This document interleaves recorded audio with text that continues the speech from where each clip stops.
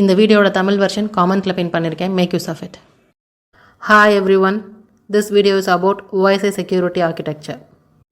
First, we will see the definition of OSI security architecture. Once we understand the concept, we will move on to real life examples. Then we will discuss the challenges. Finally, we will study the OSI security architecture in detail. Let's get started. The OSI security architecture is a structured framework. It provides standardized methods for implementing security in computer networks and systems. It is a part of OSI model which structures network communication into 7 layers. OSI security architecture specifically addresses 3 critical components, which are identification of security attacks, services needed to counteract these attacks, and implementation mechanisms. Now let's understand computer security. The NIST Computer Security Handbook defines computer security, the protection afforded to an automated information system to attain the applicable objectives of preserving the integrity, availability, and confidentiality of information system resources. So, computer security means keeping your computer and data safe. NIST 95 refers to a publication by NIST. NIST stands for National Institute of Standards and Technology. It was published in the year 1995. The full name of the document is An Introduction to Computer Security, the NIST Handbook. It is also known as NIST Special Publication 800-12. This handbook explains the basics of computer security concepts and practices. This definition highlights 3 key objectives of computer security, which are confidentiality, integrity, and availability. These 3 components of information security work together to provide security in digital realm. The CAA triad is a concept that combines these 3 components, taking the first letter from each. C from confidentiality, I from integrity, and A from availability. Now let's understand CAA triad in detail. Confidentiality means keeping information secret and private. For example, your exam marks or bank password shouldn't be seen by anyone. It includes data confidentiality and privacy. Data confidentiality means only authorized people should see the data. That is, private information stays private. Next, privacy. This means individuals control their own information. Integrity. Integrity is about keeping the data accurate and unmodified. Example, imagine a hospital database. If patient's allergy info is changed or tampered with, it can be dangerous. Integrity includes data integrity and system integrity. Data integrity means information shouldn't be changed unless it is authorized. System integrity means the system should do what it is meant to do without errors or manipulations. Next, availability. This one is simple. The system should be available when needed. Example, if you need to log into your college portal during exam time and the server is down, that's a failure in availability. Now these concepts are referred to as CAA triad. The 3 concepts includes the fundamental security objectives for both data and for information and computing services. Now listen up. There is a standard called FIPS 199. It was made by NIST, and FIPS 199 is one of their official rule. FIPS 199 stands for Federal Information Processing Standards Publication 199.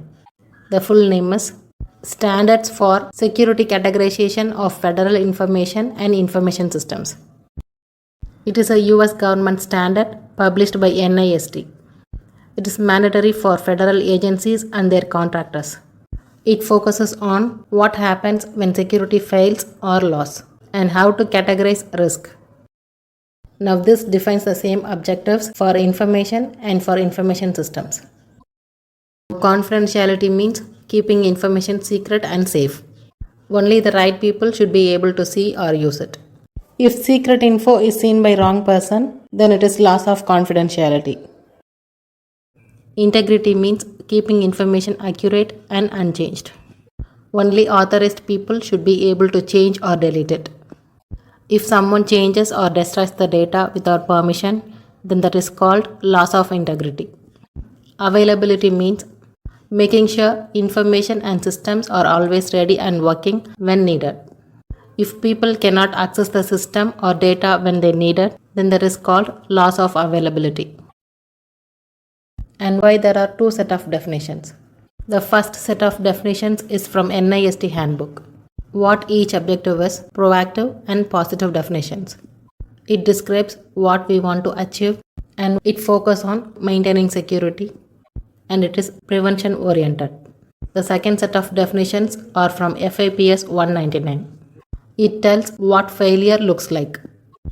They are reactive and negative definitions. They describe what happens when security fails.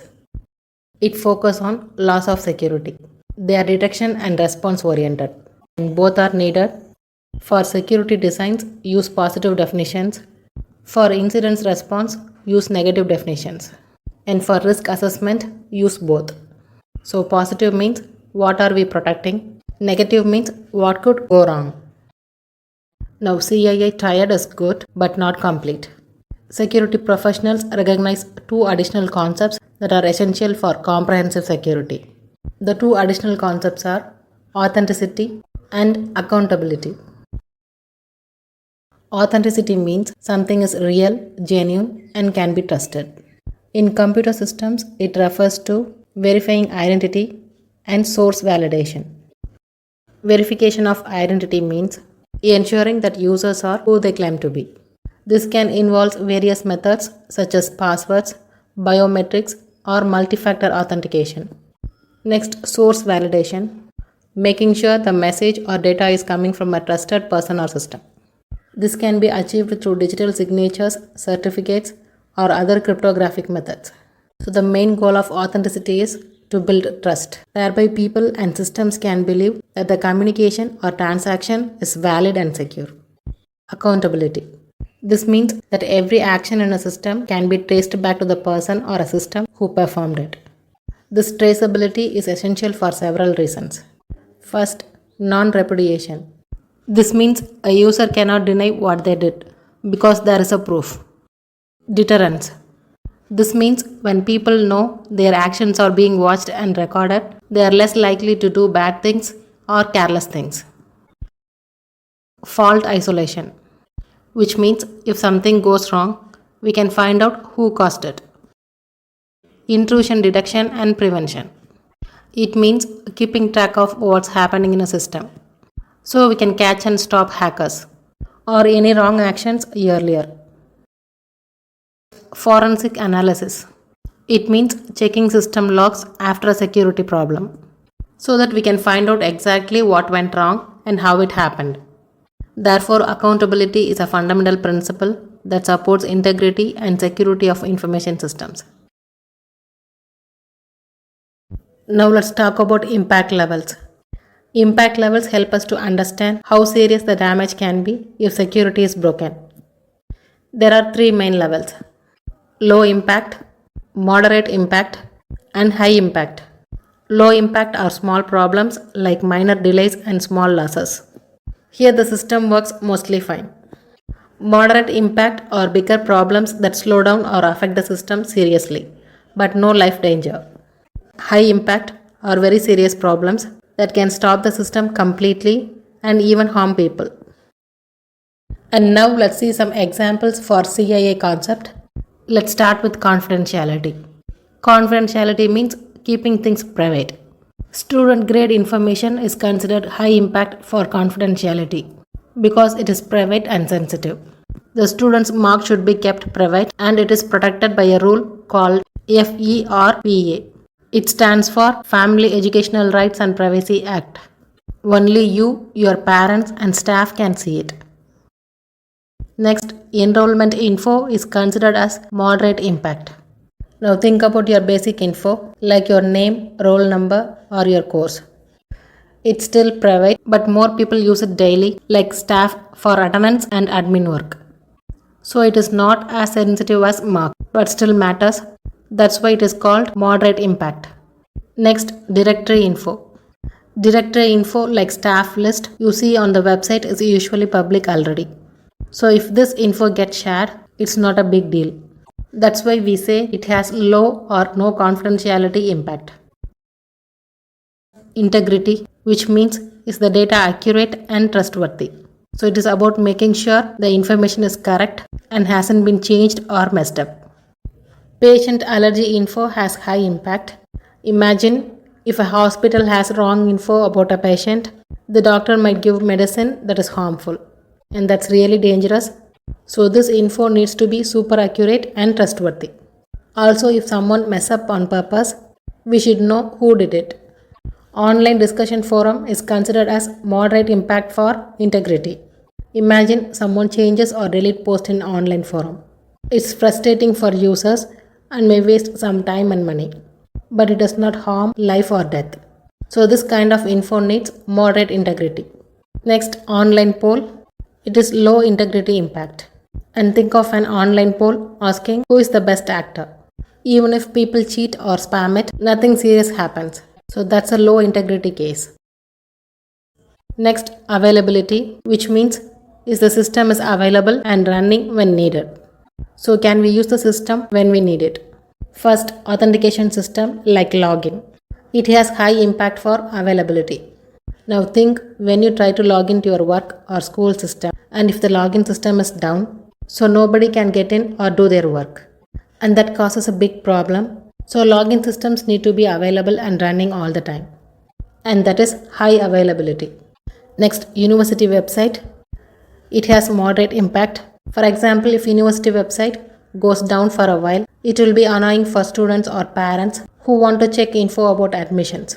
But it is not a huge disaster, so website has moderate availability. Next, telephone directory app. It is considered to be low impact. And if an online phone directory is down, we can still call the operator or use printed list. So that's a low availability issue, which cause just a minor annoyance. Therefore, whenever we look at confidentiality, integrity or availability, we also need to check if something goes wrong, how big the impact is. If it is serious, we call it as a high. If it is manageable, it is moderate. And if it is just a small inconvenience, it is low. And that's how we measure impact in computer security. Let's understand the challenges of computer security. Computer and network security is both fascinating and complex. And let me explain some reasons to know why it is not always easy to get right. At first, security looks easy, just some basic things like keeping data secret, which we call as confidentiality, and making sure people are who they say they are, that is called authentication, and proving actions can't be denied, called non-repudiation, and keeping data correct, which is called integrity. And these sounds simple, but actual methods to make all this happen are pretty complicated and need careful thinking. When we create security tools or algorithms, we have to think about how hackers might try to break them. Sometimes, attackers find clever and unexpected ways to trick the system by looking at the problem from a totally different angle. This means we need to be really careful to cover all possible weak spots. As we said, attackers think in tricky ways. The security steps can seem confusing or weird. At first, you might not see why we need all these rules. But when you know how attacks happen, you will understand why the security is made this way. And after making security tools, we need to figure out where to put them. This means deciding both the physical spots in a network and right levels in the system, like in TCP/IP layers. That is where these tools will work best. Next point is, security is not about rules or codes. People need encryption keys to keep things private. And we have to figure out how to make, share, and protect those keys. Also, sometimes messages get delayed on the network. This may cause problems for security that depends on timing. Next, security is like a game between hacker and security expert. Hacker will try to find a way in, and security expert will try to block all those ways. The hacker only needs to find one weak spot, but expert has to find and fix every weak spots to keep things safe. Usually, people don't see the point of spending time or money on security until something bad actually happens, like a hack or data loss. Next reason is, security needs to be checked all the time. But in today's busy world, people don't have enough time to keep watching it. Next, security is usually added at the end, but it should be part of a plan from the beginning. Finally, many users and even admins think strong security makes things harder to use or less convenient. That's why security is sometimes seen as a problem, even though it is important. Let's get into the core topic, OSI security architecture.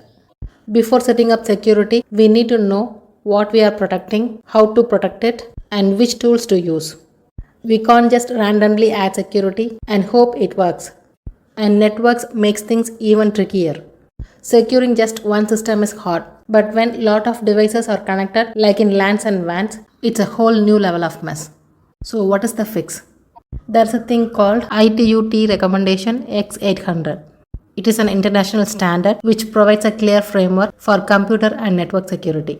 It is a big rule book which guides us what needs protection, how to protect it, and how to keep everything organized and neat, and why it is useful. First thing is, it helps managers to make smart security plans instead of just guessing. Next, companies follows this to build secure products. And then, it gives everyone a common way to talk about security. The OSI security architecture gives us a helpful big picture view of important security ideas. It focuses on three things, which are security attacks, security mechanisms, and security services. Let's see the definitions. What is security attack? Any action that harms or breaks the security of an organization's information. What is security mechanism? A method or a tool used to find, stop, or fix problems caused by a security attack. What is security service? A service that helps to protect an organization's data and communication. It fights against security attacks by using one or more security mechanisms to keep everything safe. Now let's understand the difference between threat and attack. In books and articles, threat and attack mean the same thing, but technically they are little different. RFC 4949 defined them clearly. RFC stands for Request for Comments. It is like a set of official documents where experts write down how internet systems and security should work. Now this particular document 4949 is basically a dictionary for computer and network security terms. It explains the words like threat, attack, encryption, firewall, etc. So RFC 4949 is the place where experts check the exact meaning. Threat is a possible problem. A threat is anything that could potentially harm the system. It will not damage the system, but it is a warning sign. Think it is like a thief outside your house. Attack, it is real action. An attack is a real, intentional action that tries to harm the system. It's no longer just a maybe. Here, someone is actually trying to break in, steal data, or mess things up on purpose. Think of it is like a thief outside your house. He might break in if he finds a window open.